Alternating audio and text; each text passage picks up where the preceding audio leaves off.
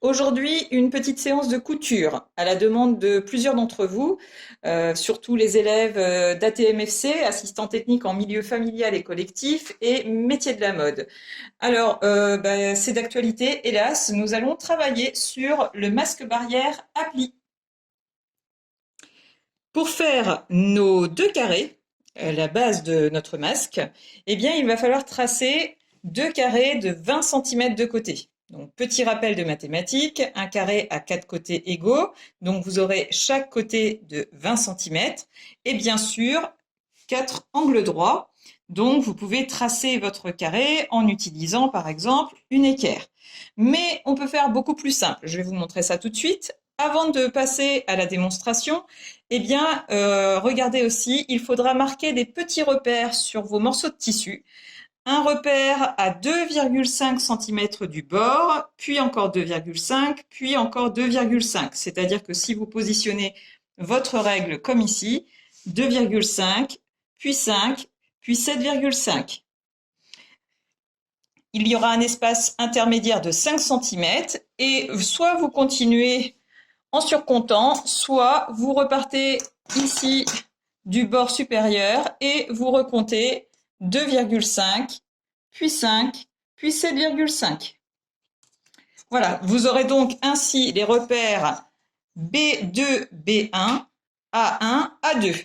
Vous verrez tout à l'heure que quand on pliera notre tissu, A1 viendra sur A2, B1 viendra sur B2. Et même chose sur le côté opposé. Pour préparer votre gabarit, deux solutions possibles. Soit utiliser du papier quadrillé fait pour la couture. Dans ce cas, c'est très pratique puisque le papier quadrillé est marqué déjà tous les centimètres. Donc ici, vous avez 20 centimètres, 2, 4, 6, 8, 10, 12, 14, 16, 18, 20. Vous comptez également 20 centimètres en hauteur et vous découpez votre gabarit. Si vous n'êtes pas équipé de papier quadrillé, eh bien vous utilisez tout simplement une feuille. Vous allez déjà utiliser la carte qui est ici, c'est pratique, elle est déjà faite et elle est parfaite. Ensuite, vous allez mesurer vos 20 cm. Hop, et marquer vos 20 cm sur un premier côté. Ensuite, mesurez ici vos 20 cm.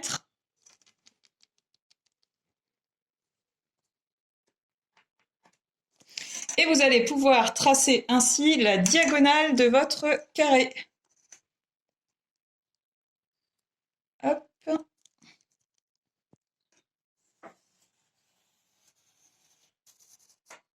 Voilà, la diagonale qui va être un axe de symétrie, puisque vous allez pouvoir reporter cette mesure de 20 cm ici et cette mesure de 20 cm ici, en pliant tout simplement sur cet axe. Alors vous voyez que j'utilise une feuille qui ne m'est plus utile, parce qu'il faut toujours penser au recyclage. Donc je me mets bien ici sur mon axe.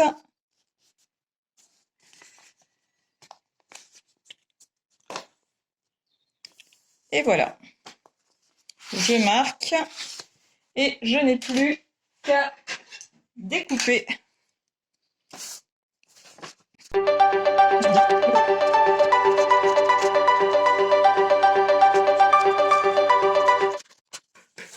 Voilà, donc avec deux techniques différentes, vous obtenez un carré de 20 cm sur 20 cm. Ce carré, il va vous être utile pour ensuite découper dans votre tissu. Alors les tissus, je les ai déjà choisis. Personnellement, j'ai choisi ces deux tissus-là. Ce tissu qui sera la face visible, j'ai choisi un tissu avec beaucoup de fils pour qu'il soit suffisamment épais. Vous pouvez vous en apercevoir au toucher. Éviter les tissus trop transparents et qui n'auraient pas assez d'épaisseur. À l'intérieur, j'ai choisi ce tissu. Alors c'est une chute de rideau quand j'avais fait les ourlets de mes rideaux. Donc l'avantage, c'est que c'est une matière qui est plutôt douce. Donc bien sûr à chaque fois du coton pour que ça puisse passer à la machine sans bouger au niveau de la forme. Donc là, ici, au niveau du visage, ce sera plutôt agréable. Si vous faites des masques pour les soignants, ils apprécieront. Donc ensuite, tout simple, on va mettre envers sur envers. hop, positionner notre premier morceau sur l'autre. Donc, bien sûr, quand j'ai utilisé le gabarit, hein, je l'ai posé sur le tissu. J'ai marqué au crayon à papier le contour et ensuite j'ai découpé dans mon tissu. Donc là, je vais pouvoir utiliser des petites pinces pour que mon carré ne bouge pas. Donc je mets bien bord à bord, petit coin sur petit coin. Hop.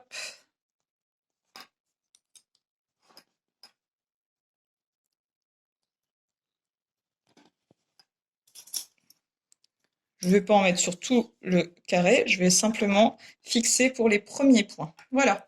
Et on va pouvoir passer à la machine.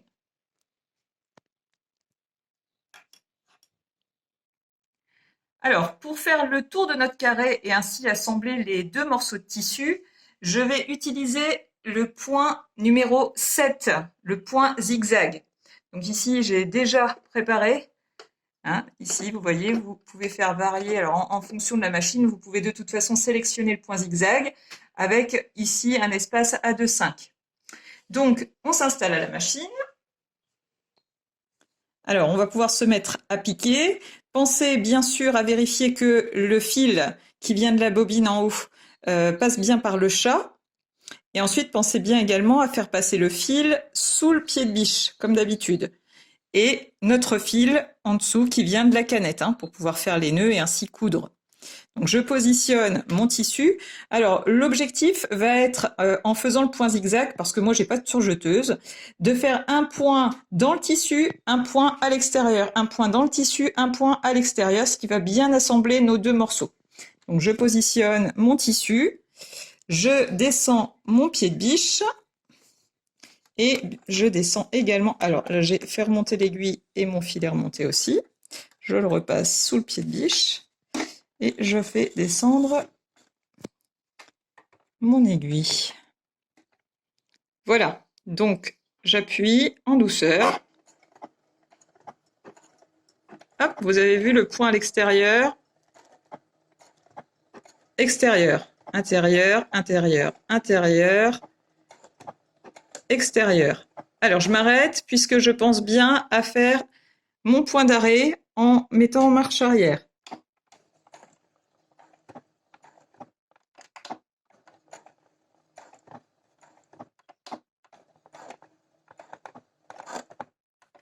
Et je repars en marche avant.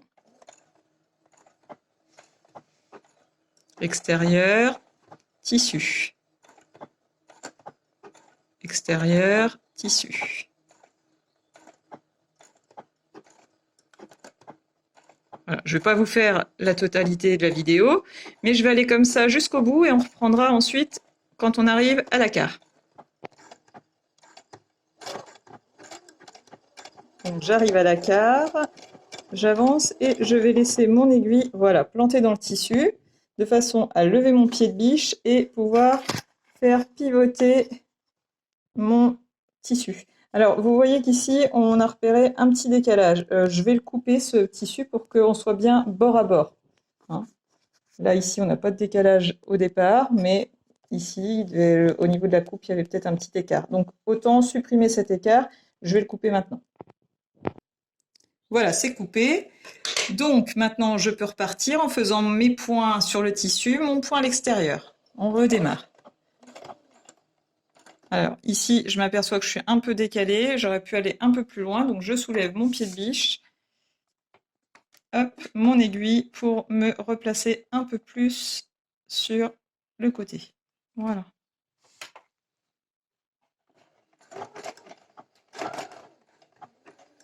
Et voilà, on est bien reparti avec point intérieur, point extérieur. Donc, on va faire ce côté. Arrivé à la quart, on laissera l'aiguille plantée, on tournera de nouveau et on va faire comme ça les quatre côtés.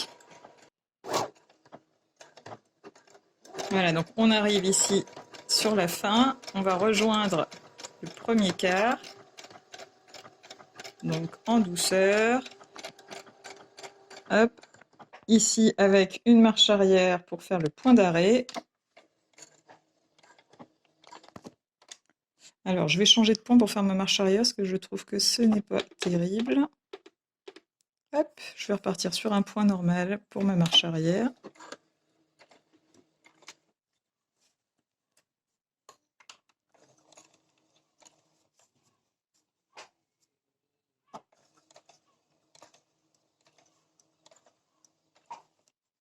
Voilà. Donc je relève mon pied de biche, je relève mon aiguille, et vous voyez que là c'est terminé. Hop, je coupe mon fil.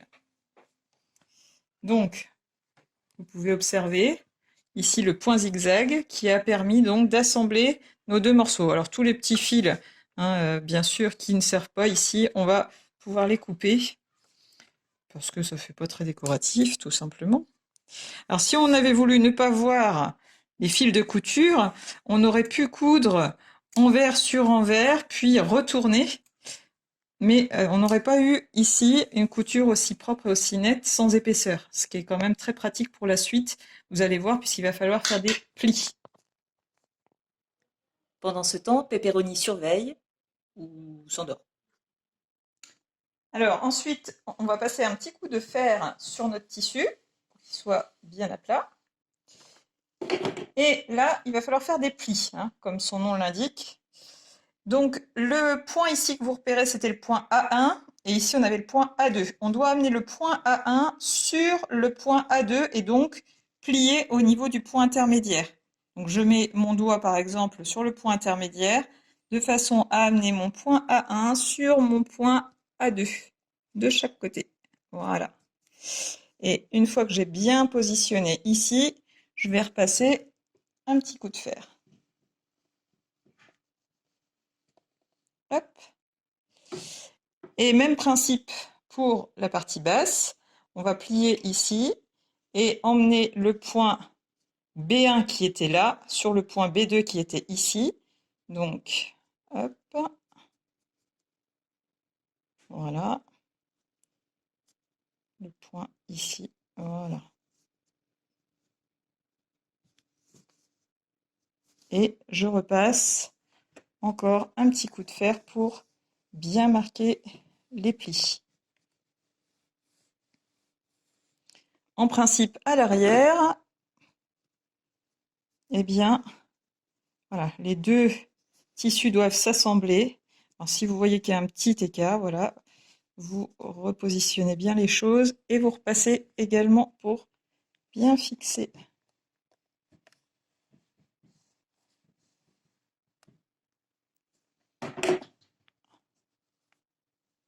Voilà. Voilà ce qu'on a obtenu. Donc maintenant, il va falloir s'occuper des systèmes d'accroche. Dans l'idéal, il faut mettre des élastiques, c'est-à-dire que ici, nous allons rabattre cette partie-là et logiquement, on peut glisser le bout d'un élastique ici, faire la même chose en bas et glisser l'autre morceau de l'élastique en prenant un élastique d'à peu près 17-18 cm pour mettre derrière les oreilles. Moi, je n'ai pas d'élastique, donc je vais utiliser encore une fois du tissu. Venir fixer ici un morceau de tissu, une lanière, une autre ici, et comme ça, on pourra les nouer à l'arrière de la tête. Et je ferai la même chose en bas, deux morceaux ici et là, qu'on pourra nouer à l'arrière du cou. D'autre part, je vais glisser, ça vous savez, ce sont les petites attaches qu'on peut utiliser par exemple pour les sacs de congélation, qui se tordent bien et qui peuvent donc permettre de bien épouser la forme du nez. Donc, vous allez pouvoir glisser ici une petite attache, ce qui permettra, quand vous positionnerez votre masque, eh bien, de bien le faire adhérer à votre nez et à vos joues. Voilà, donc pour le moment, eh bien, il va falloir faire les petites lanières de tissu qui permettront d'attacher à l'arrière de la tête. Donc pour ça, j'ai découpé 4 bandes dans le tissu dont je ne me sers pas, le tissu intérieur. 4 bandes de 44 cm de long et 2,5 cm de large. Voilà, et puis maintenant, ce que je vais faire, c'est que je vais utiliser la même technique que tout à l'heure, le même point, le point zigzag, pour pouvoir ici fermer ma petite bandelette et ici aussi, voilà, pouvoir coudre et ainsi obtenir une lanière. Donc on est parti avec le point zigzag. Même principe que tout à l'heure. Point à l'intérieur, puis à l'extérieur. Donc là, hop, une toute petite longueur. Hop, je soulève et je vais tourner pour faire maintenant. Vous avez vu que j'avais préparé toute la longueur de ma bande, bien pliée avec les pinces, c'est beaucoup plus pratique. Donc là, je me repositionne, je redescends mon pied de biche.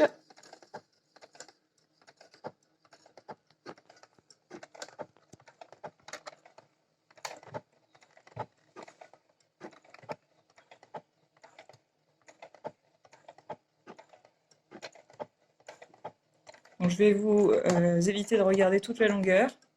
Je vous récupère quand c'est terminé. Et pensez bien au point d'arrêt, au début comme à la fin.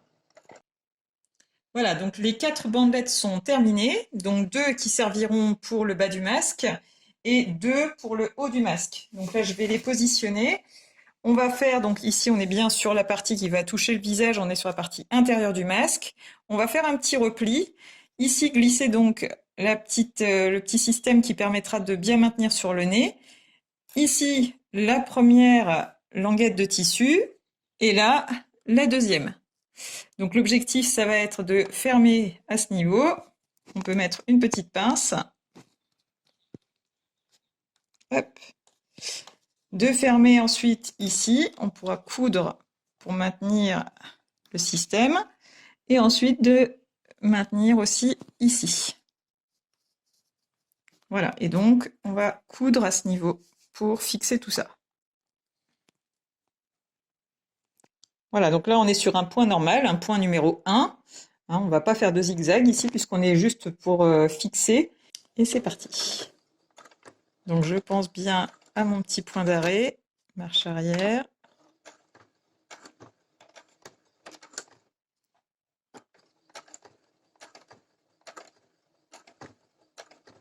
Et maintenant que c'est bien fixé, je vais pouvoir pivoter et faire la longueur.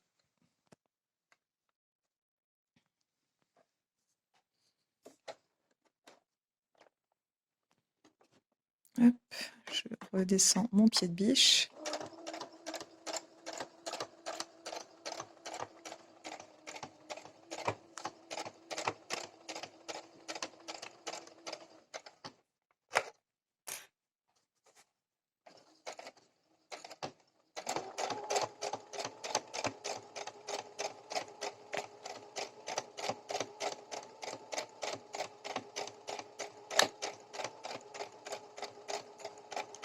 Et donc là, je vais ralentir pour bien m'assurer du positionnement, parce que ça a bougé un petit peu. Voilà, donc ici, je fixe, je repositionne bien.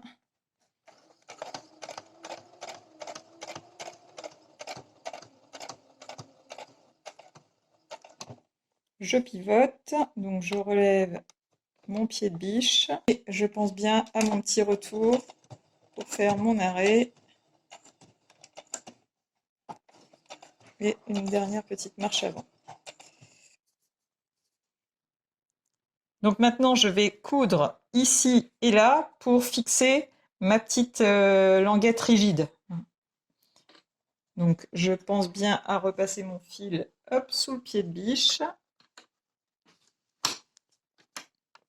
Alors là, voilà, je la sens ici, donc je descends, hop.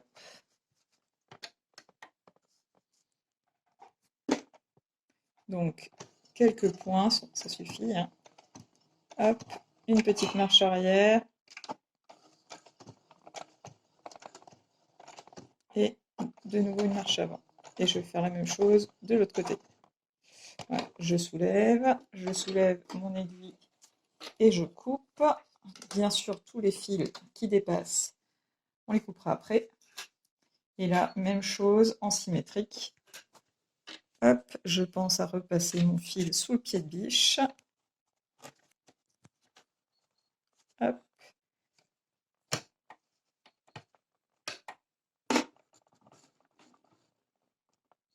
Et c'est parti. marche arrière et marche arrière. Voilà, on soulève et c'est fini pour la partie haute qui sera positionnée sur le nez. Alors, ici, nous avons fixé les attaches hautes. Je ne vais pas refilmer la partie basse, hein. Je vais faire exactement la même chose, c'est-à-dire reprendre ici, voilà, ma lanière, coudre ici, donc là, il n'y aura pas besoin de quelque chose pour que ce soit plus rigide, et faire la même chose à droite. Donc, même démarche qu'au-dessus. Alors, le travail est presque terminé. Là, vous voyez, ça y est, les attaches sont fixées. Maintenant, il va suffire de coudre à ce niveau-là et à ce niveau-là. Donc ça, c'est très rapide. Donc on maintient bien, hein, notre masque dans sa position telle qu'il doit être par la suite. On pense à repasser le fil sous le pied de biche. Hop. Et là, on va pouvoir démarrer à ce niveau-là. Hop. J'espère que vous voyez bien. Donc là, je m'assure que les deux plis sont bien collés. Et c'est parti. Premier point. Hop. Une petite marche arrière.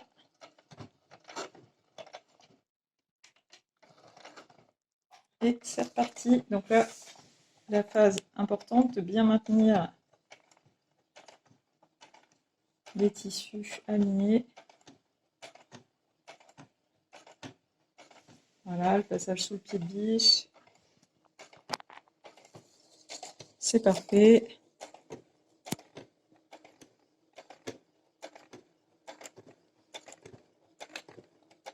Une petite marche arrière. Et voilà. Voilà, donc la couture est faite. Alors bien sûr, on supprime les petits fils qui nous gênent, mais ça, on pourra fignoler à la fin. Et puis maintenant, le deuxième côté, ce sera terminé. Je ne refais pas la vidéo complète, hein, puisque ce sera exactement la même chose, en pensant bien à ces points d'arrêt au début et à la fin. Et voilà, travail terminé. Maintenant, il n'y a plus qu'à essayer. Et voilà le résultat sur ma fille, qui a filmé comme un chef. Merci à toi pour cette vidéo. Et regardez à l'arrière la tâche. Voilà. Donc forcément, c'est idéal avec un élastique. C'est mieux qu'avec ce système-là. Mais on fait avec les moyens du bord.